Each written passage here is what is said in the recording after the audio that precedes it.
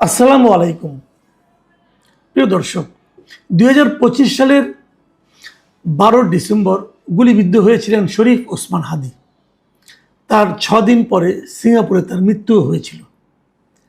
সেই হাদি হত্যা রহস্যের কোনো কুল কিনারা কিন্তু এখন পর্যন্ত হয়নি। এই মামলায় অভিযুক্ত যে প্রধান আসামি ছিলেন ফয়সাল করিম মাসুদ, তার একজন সহযোগী আলমগীর হোসেন সহ ভারতে ধরাও পড়েছেন, গ্রেফতার হয়েছেন। ভারতের পুলিশের কাছে সে এখনও আছে। তাকে দেশে ফিরিয়ে আনারও কোনো অগ্রগতি হয়েছে বলে আমরা জানি না।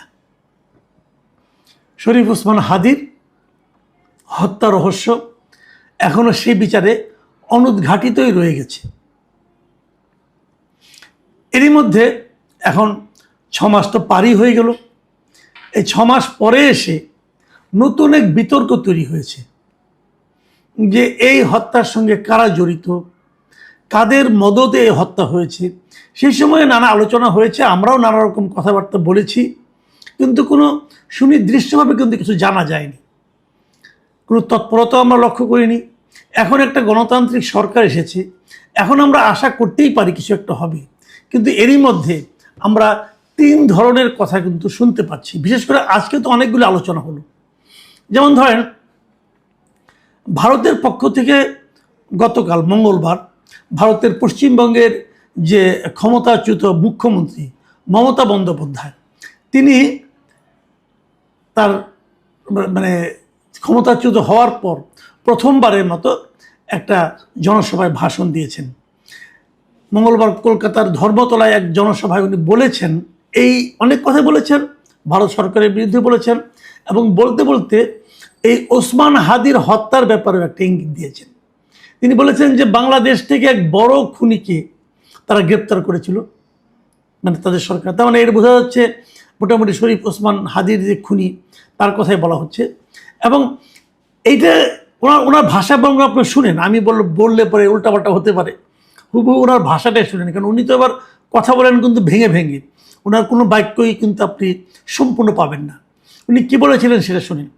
বাংলাদেশ থেকে এক বড় খুনিকে STF গ্রেপ্তার করেছিল, জেনে রাখুন। জানিয়ে বাংলাদেশে অনেক রেভলিউশন হয়েছিল। মেঘালয় দিয়ে বাংলায় চলে আসে, আমাদের STF তাকে ধরে, তারপর হোম মিনিস্টার নিজে আমাকে ফোন করে বলেছেন, এতদিন তো কই আমি বলিনি, মুখ খুলিনি, আজকে অত্যাচারের শেষ সীমায় গেছেন বলে আমি এখনও নামটা বলছি না ভদ্রতা করে। বাংলাদেশের লোক উত্তাল হয়ে যাবে, আমি সেটা চাই না, আমি দেশকে ভালোবাসি। তার মানে ওনাকে হোম মিনিস্টার কিছু একটা বলেছিলেন। কি বলেছিলেন সেটা কিন্তু আপনি একটু পরে আবার বলেছিলেন। দেখেন হোম মিনিস্টার কি বললেন, তখন হিন্দিতে বলছেন, আপ থোড়া আপকে বেঙ্গল पुलिस को बोल दो ये बात बाहर नहीं कहने के लिए, ये देश के लिए है। মানে এই কথা যেন বাইরে না যায়, মানে আপনি আপনার পশ্চিমবঙ্গ পুলিশকে বলে দেন যাতে এই কথা তারা বাইরে না বলে, এটা দেশের জন্য করা হয়েছে। কি করা হয়েছে, উনি আসলে কি বলতে চেয়েছেন?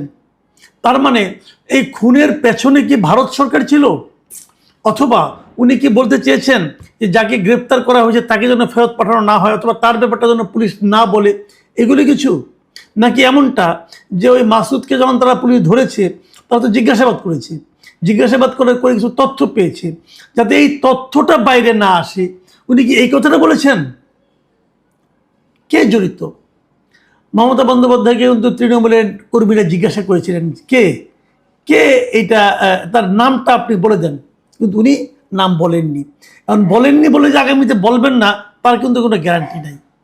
তার মানে কিছু একটা ইঙ্গিত এখানে আমরা পাচ্ছি যে শরীফ ওসমান হাদির হত্যাকারী কে হতে পারে, অথবা যিনি গুলি করেছেন তার পেছনে কে ছিলেন, এগুলো সম্পর্কে কিছু তথ্য ভারত জানে।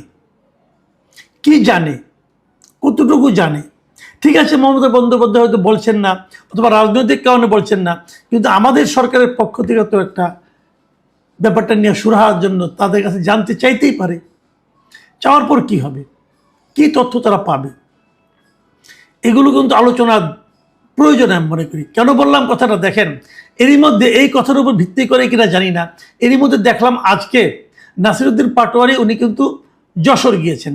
যশোর যে নাসিরুদ্দিন পাটোয়ারি কিন্তু বলেছেন, উনি ভারতকে খুনি রাষ্ট্র হিসেবে অভিহিত করেছেন এবং তিনি বলেছেন যে কিভাবে খুনিরা সীমান্ত পেরিয়ে বাংলাদেশ থেকে পালিয়ে যেতে সক্ষম হয়, উনি এই প্রশ্নটা করেছেন।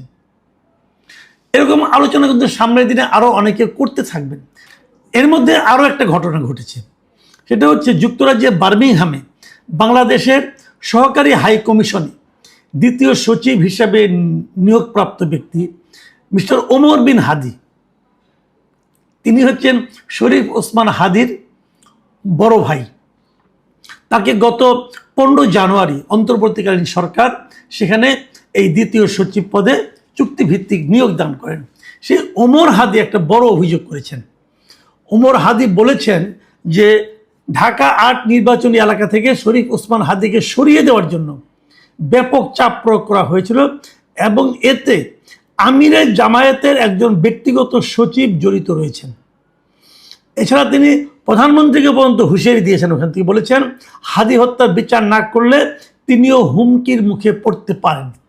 এই ওমর হাদি মঙ্গলবার দিন মানে গতকাল তার ফেসবুক পোস্টে 2টি পোস্ট করেছিলেন।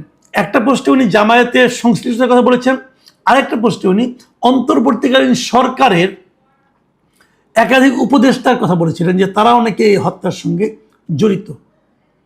এবং এই পোস্টগুলোর উপর ভিত্তি করে গণ অধিকার পরিষদের মুখপাত্র মিস্টার ফারুক হাসান উনি আবার আরেকটা পাল্টা অভিযোগ করেছেন এবং তিনি বলেছেন যে এই হত্যাকাণ্ডের সঙ্গে আসলে ওসমান হাদির বড় ভাই যে শরীফ ওমর হাদি তারই সংশ্লিষ্টতা রয়েছে।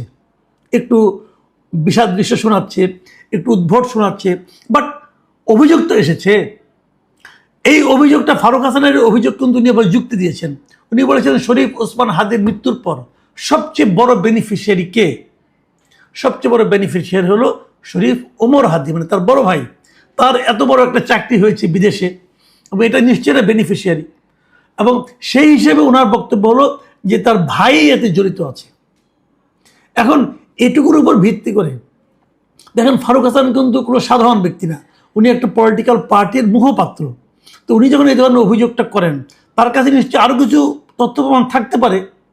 তো আমার মনে হয় এই সবগুলো বিষয় মিলিয়ে সরকারের উচিত হবে পুরো বিষয়টাকে খুবই সিরিয়াসলি নেওয়া। প্রয়োজনে ফারুক হাসানকে জিজ্ঞাসাবাদ করেন, প্রয়োজনে ওমর হাদিকে জিজ্ঞাসাবাদ করেন। তারা এই যে তারা সুইপিং কমেন্ট করছেন, একে ওকে জড়িয়ে ফেলছেন, একে ওর বিরুদ্ধে অভিযোগের তীর ছুটছেন, কেন? এগুলো হয় কি টোটাল সোসাইটিতে, সমাজের মানুষের মধ্যে এক ধরনের অবিশ্বাস তৈরি করে। মানুষ যাকে দেখবে তাকে এখন সন্দেহ করতে থাকবে। সরকারের উচিত হবে তাদেরকে জিজ্ঞাসাবাদ করা, সরকারের উচিত হবে ইন্ডিয়া গভর্নমেন্টের সঙ্গে যোগাযোগ করা, এবং সেই সঙ্গে সরকারের উচিত হবে ভারতে আটক থাকা যে ফয়সাল আহমেদ মাসুদকে দ্রুত এবং আলমগীর হোসেনকে দ্রুত এই দেশে ফেরত নিয়ে আসার চেষ্টা করা। ভারত থেকে তো এই ধরনের আসামি আমরা ফেরত আনতে পারি, আমাদের সঙ্গে তো ভারতের সেরকম চুক্তি আছে, সেই উদ্যোগটা দ্রুত নেওয়া উচিত। আমি মনে করি যতদিন পর্যন্ত শরীফ ওসমান হাদির মৃত্যুর কোনো কুল কিনারা না হবে, যদি সেটা সেই সাগর রুনির মতো ঝুলে যায়, তাহলে আমি মনে করি সুশাসনের ক্ষেত্রে, সুশাসন প্রতিষ্ঠার ক্ষেত্রে একটা বড় ধরনের সমস্যা কিন্তু এখান থেকে তৈরি হতে থাকবে। প্রিয় দর্শক, আমরা সরকারের এই সমস্ত ব্যাপারে আশু পদক্ষেপ আশা করি। এখন এ পর্যন্তই। আল্লাহ হাফিজ।